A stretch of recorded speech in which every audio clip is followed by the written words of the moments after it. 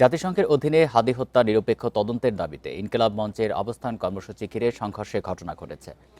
এ নিয়ে আরো জানাতে শাহবাগ থেকে যোগ দিচ্ছেন সহকর্মী নাহিদ কামাল। নাহিদ, এই মুহূর্তে শাহবাগের পরিস্থিতি জানাবেন, এখনো ইনকিলাব মঞ্চের কর্মীরা সেখানে রয়েছে কিনা?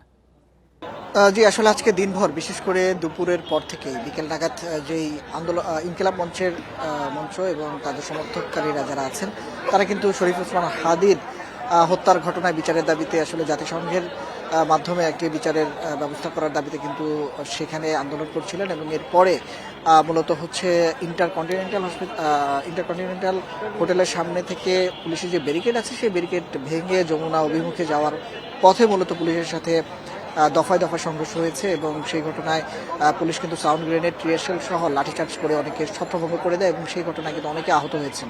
এরপরে যেটি দেখা গিয়েছে মূলত যারা আহত হয়েছেন অন্তত অর্ধশতাধিক ইনকিলাব মঞ্চের সদস্য সচিব সহ আরও অন্তত অর্ধশতাধিক আহত হয়েছিলেন, তাদেরকে কিন্তু ঢাকা মেডিকেলে চিকিৎসা দেওয়া হয়েছিল। এরপরে সন্ধ্যার পর থেকে মূলত শাহবাগে আবারও জড়ো হন ইনকিলাব মঞ্চের সদস্যরা এবং সেখানে এই মুহূর্তে আসলে শাহবাগ থেকে আমরা আবারও ইন্টারকন্টিনেন্টালের সামনে এসেছি।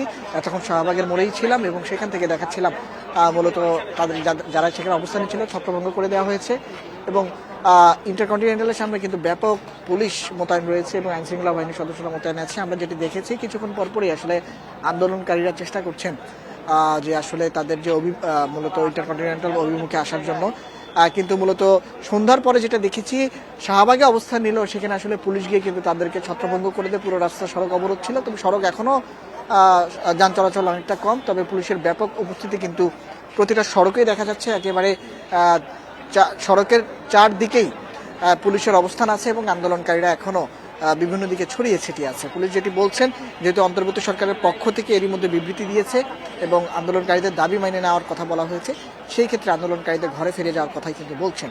এই ছিল আসলে আমার কাছে ইন্টারকন্টিনেন্টাল হোটেলের সামনে থেকে আন্দোলনকারীদের সর্বশেষ। জানাচ্ছেন সহকর্মী নাহিদ কামাল।